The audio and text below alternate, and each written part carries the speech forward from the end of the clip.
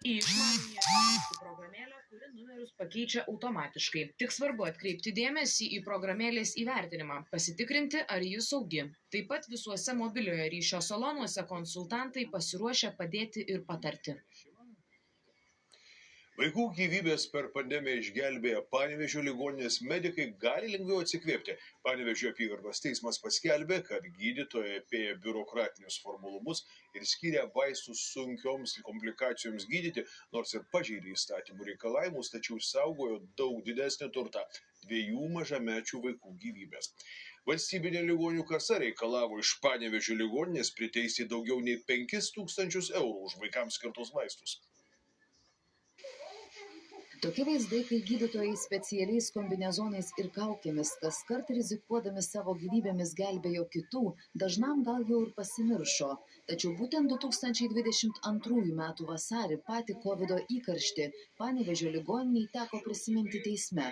Būtent teisme jai teko aiškintis dėl panaudotų vaistų 2 mažamečių vaikų gydymui, kurie į medikų rankas pateko ypač sunkios būklės. Tu matai žmogų, kuris kiekvieną dieną vis blogėjantis ir jis miršta, jis dūsta, o tu jam padėti negali niekuo, nes vaisto specifinio nėra. Kaip sako ligoninės vadovas, tuomet kone kas valandą medikai gaudavo vis naujų žinių, kaip reikia gydyti pacientus. Sekė kiekvieną žinutę, kaip su COVID ir jo komplikacijomis kovoja viso pasaulio gydymo įstaigos. Paprastai tariant, buvo griebiamas iš šiaudo, kad tik išgelbėti gyvybės. Pradėjo pasaulis matyti, kad atsiranda vaikai, kurie persirga tą COVID infekciją ir jiems susiformuoja tas po-covidinis, taip sakykime, ar COVID metu toks kaip sindromas, kuris labai yra panašus į Kawasaki tokią specifinę ligą. Ir tam sindromui nuraminti visą organizmą, tik tais imunoglobulinai padeda. Atsirado pasaulyje, kad naudokit, jeigu bus tokia situacija, va šitą gydymą. Gydytojas ir ligoninės vadovas paaiškina paprastai, kuo svarbus šis vaistas tokiais atvejais. Kaip Ukraina, kuri turi žmonių karui, bet neturi ginklų. Tai imunoglobulinas ir yra tie ginklai, kurie yra duodami organizmui, kad jis galėtų kovoti. Paskyrus gydymą šiais preparatais mažuosius pacientus Panevėžio medikams pavyko išgelbėti. Tačiau vėliau patikrinimą atlikusi Šiaulių teritorinė ligonių kasa konstatavo, kad ligoninė nusižengė skirdama šios vaistus 2 vaikams.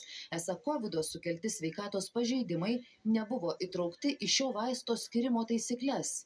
Tam yra centralizuotai apmokamiem vaistam taisyklės, patvirtintos sveikatos apsaugos ministro įsakymu.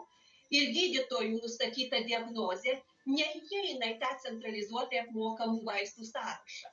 Ligonių kasos ir ligoninės ginčas persikėlė į teismą. Valstybinė ligonių kasa reikalavo iš ligoninės priteisti daugiau nei 5 000 eurų žalą. Tiek atsijo skirti vaistai 2 vaikams išgelbėję gyvybės. Pirmą kartą nagrinėjom ginčą tarp valstybinės ligonių kasos ir gydymo įstaigos. Panevėžio apygardos teismas pripažino, kad žala privalomojo sveikatos draudimo fondui buvo padaryta, tačiau pasiektas neįkainojamas rezultatas. Ant svarstyklių buvo padėtos 2 vertybės.